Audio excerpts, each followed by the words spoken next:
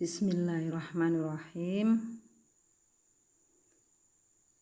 Assalamualaikum warahmatullahi wabarakatuh.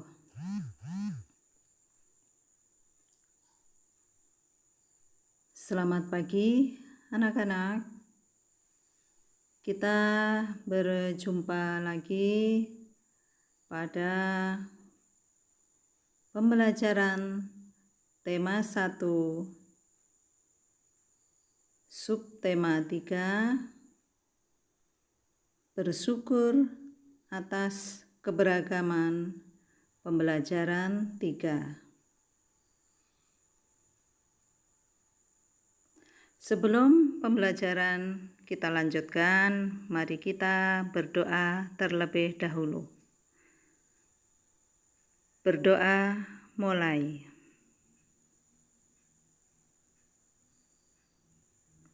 Berdoa selesai.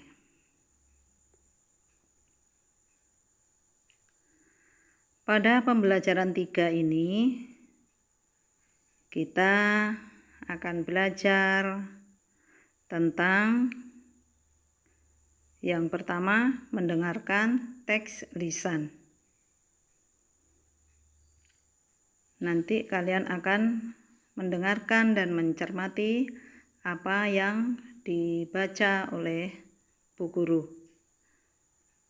Berikutnya yaitu pemantulan dan penyerapan bunyi. Kompetensi dasar.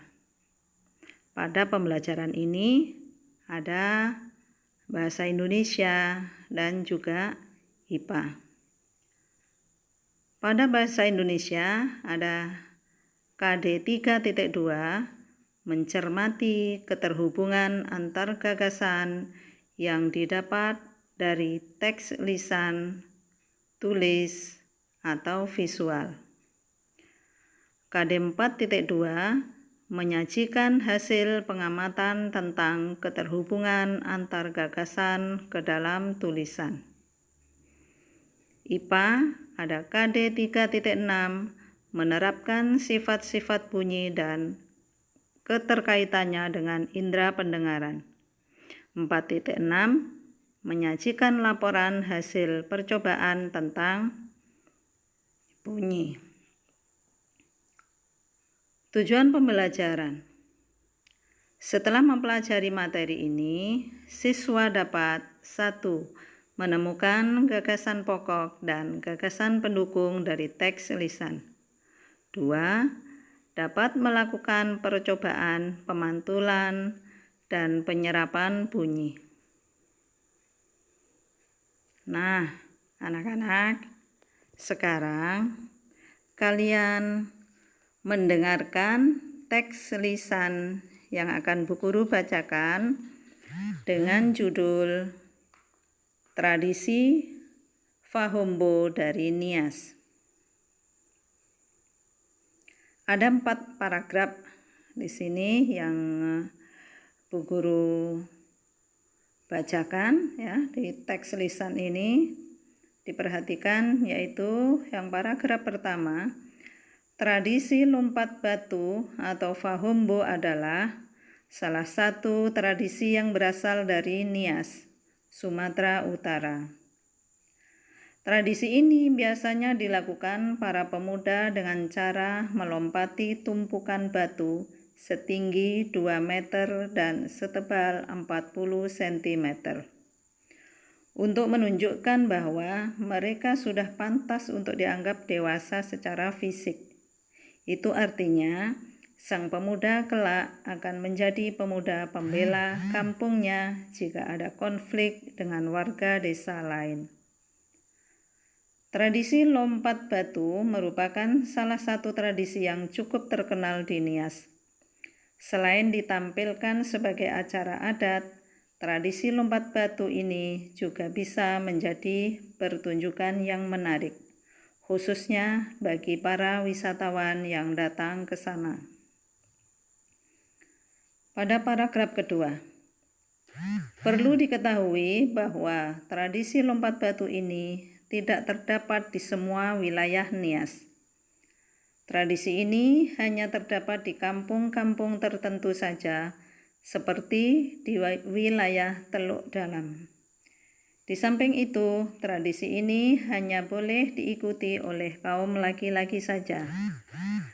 Kaum perempuan tidak boleh melakukannya karena lompat batu merupakan ajang ketangkasan yang nantinya bila berhasil melompat dengan sempurna, pelompat akan menjadi pembela kampungnya ketika ada perselisihan dengan kampung lain. Pada paragraf ketiga, kemampuan melompati batu dianggap sebuah prestasi yang tinggi.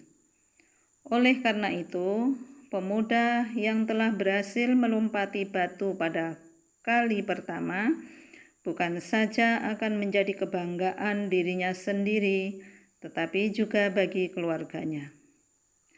Keluarga pemuda yang baru pertama kali tetapi mampu melompati batu setinggi 2 meter ini biasanya akan menyembelih beberapa ekor ternak sebagai wujud syukur atas keberhasilannya anaknya.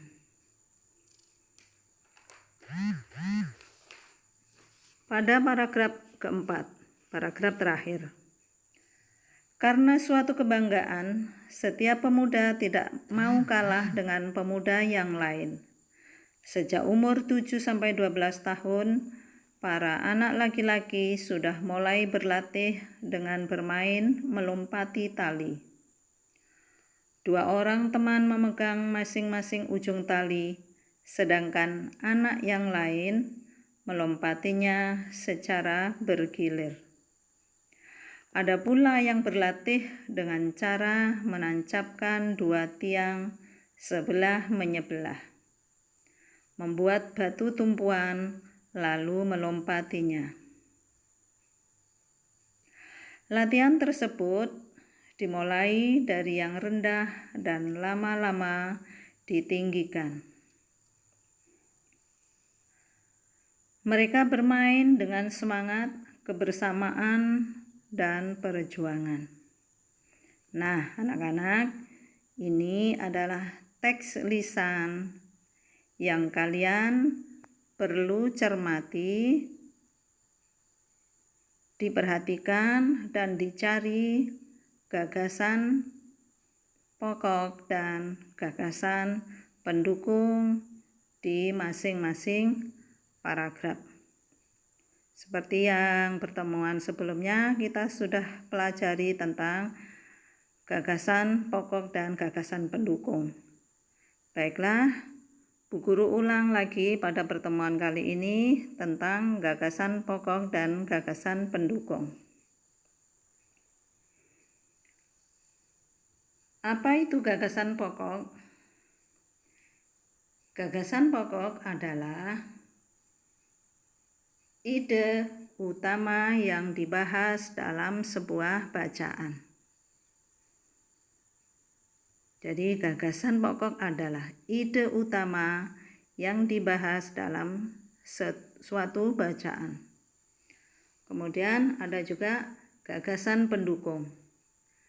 Gagasan pendukung adalah uraian atau tambahan informasi untuk gagasan pokok. Jadi, gagasan pokok itu menjadi jelas ketika ada gagasan pendukung sebagai kelanjutan dari gagasan pokok, bagaimana gagasan pendukung bisa menjadi sebuah paragraf yang utuh. Kemudian berikutnya kita akan belajar materi IPA tentang pemantulan dan penyerapan bunyi. Pemantulan bunyi terjadi ketika bunyi mengenai dinding atau permukaan yang keras. Permukaan yang keras itu misalnya batu, besi, seng, dan kaca. Permukaan yang keras tersebut dapat menghalangi perambatan bunyi, sehingga bunyi dipantulkan. Nah, bunyi ini ada dibagi menjadi 2. bunyi pantul maksudnya, yaitu gema dan gaung. Gema adalah pantulan bunyi yang terdengar setelah bunyi asli. Contohnya, ketika kita berteriak di tebing atau lembah, maka akan ada suara pantulan yang kita dengar. Kemudian gaung adalah bunyi pantul yang terdengar bersamaan bunyi asli. Contohnya ketika kita berteriak di sebuah gedung tertutup yang di kanan kirinya ada dinding, maka kita akan merasakan ada gaung di situ. Kemudian penyerapan bunyi. Bunyi dapat diserap atau diredam. Kemudian penyerapan bunyi terjadi bila bunyi mengenai benda yang lunak atau berpori. Benda yang dapat menyerap bunyi disebut peredam bunyi. Contohnya gabus, busa, karpet, kain, dan kapas. Nah, anak-anak, tugas kalian sekarang yaitu yang pertama, temukan gagasan pokok dan gagasan pendukung pada teks lisan pada tradisi Fahombo dari Nias di masing-masing paragraf. Berikutnya, lakukan percobaan secara sederhana pada pemantulan dan penyerapan bunyi. Kemudian yang ketiga, kalian mengerjakan latihan pembelajaran 3 yang ada di buku. Jadi menjawab pertanyaan-pertanyaan pada latihan pembelajaran 3. Ada 3 itu anak-anak ya tugas kalian. Selamat belajar. Wassalamualaikum warahmatullahi wabarakatuh.